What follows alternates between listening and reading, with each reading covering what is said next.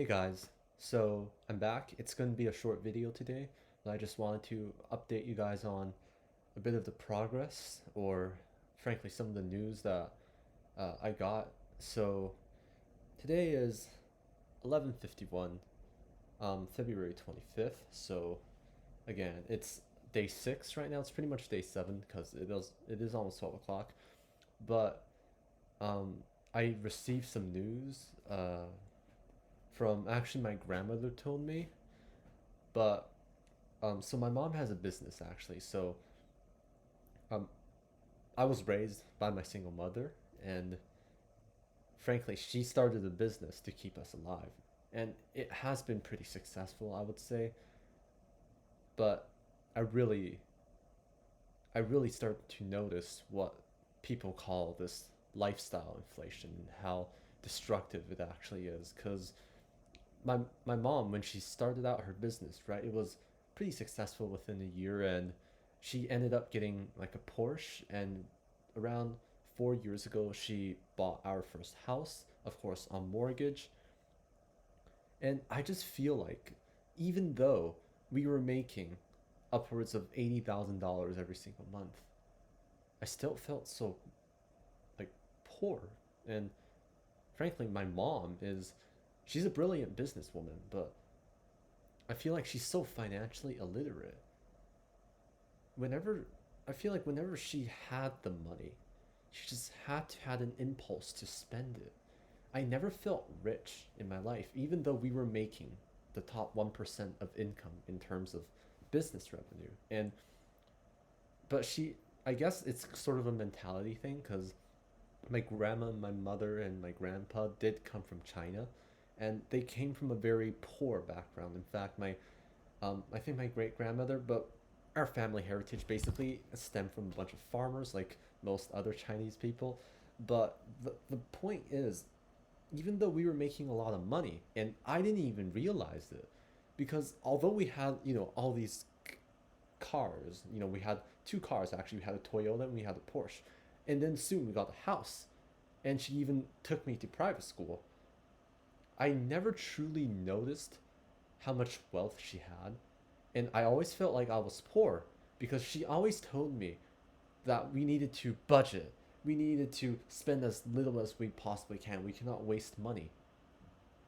But all of that when she she bought these things that are worth millions of dollars, that she spent basically our life savings to buy a house. But then now she has to pay the mortgage off.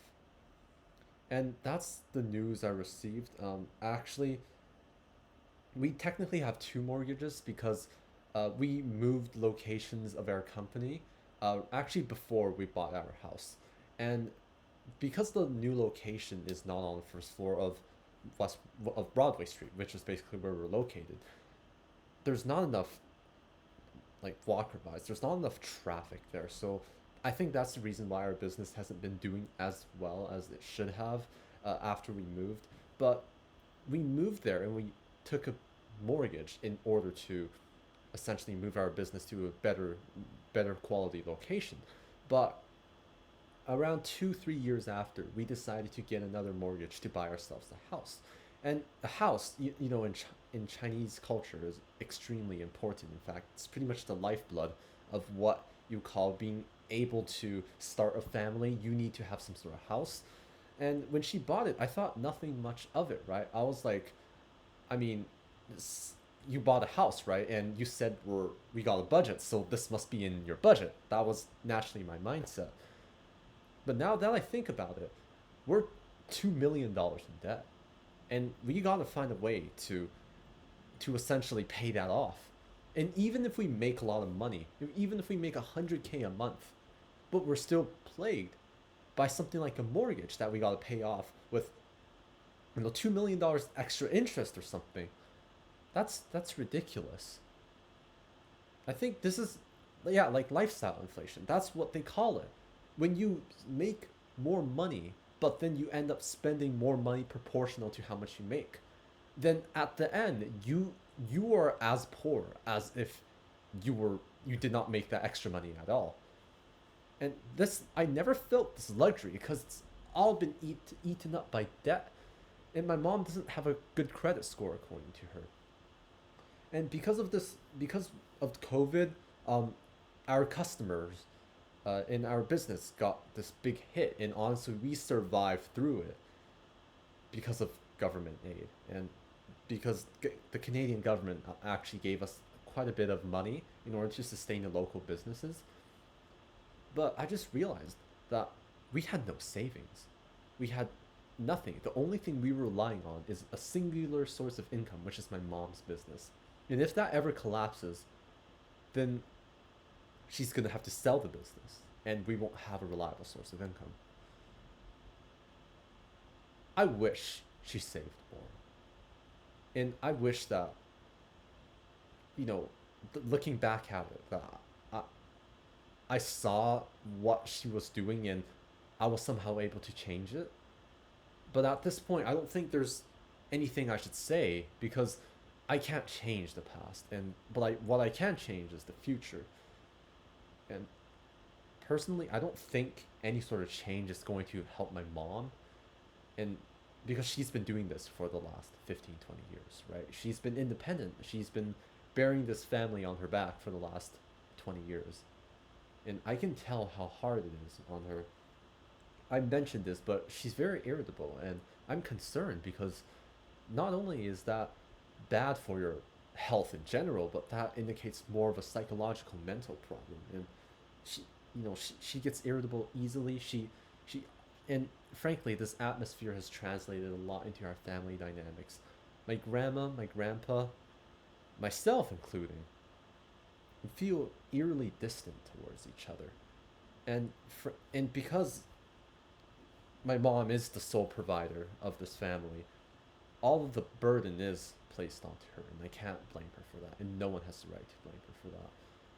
But if she just saved, if she just understood how money worked, if she just decided that even if we have to go back to buying thrift things, I would rather trade that and for her to invest at least 100K or something sustainable into our savings or into our investment so we can have a portfolio going and we don't have to rely on the singular source of income.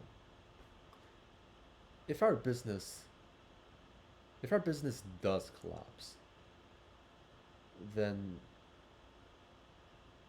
I'm not too worried about the money, frankly, because I like to think that I've lived a pretty frugal life. But I'm just worried about my family's health at that point. Will they be able to bear this sort of psychological burden that one day our sort of stable life has will one day be taken away from us? And this sort of whole notion of living life peacefully, living life um, so that you can just experience the wonders of the world out there. I very much approve of it.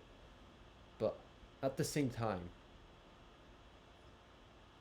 how much harm is it really causing us? How much of the family bonds are destroyed because of money?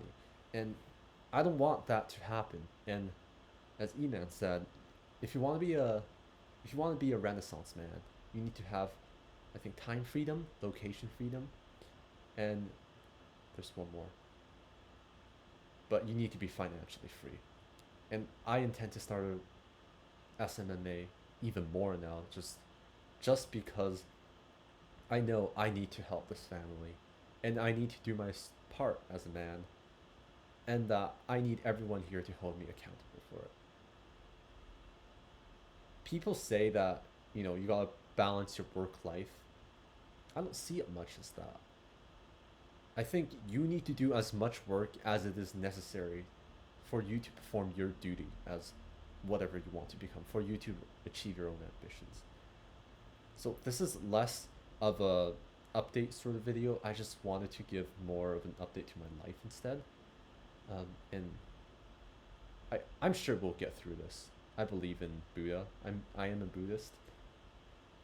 I believe we do attach too much materialistic desires to events. We do tend to attach emotion to to what the world throws at us. And if we don't perceive them as bad, we perceive them differently, then they won't be a calamity. But I'll get through. Thank you. I'll catch you in the next video.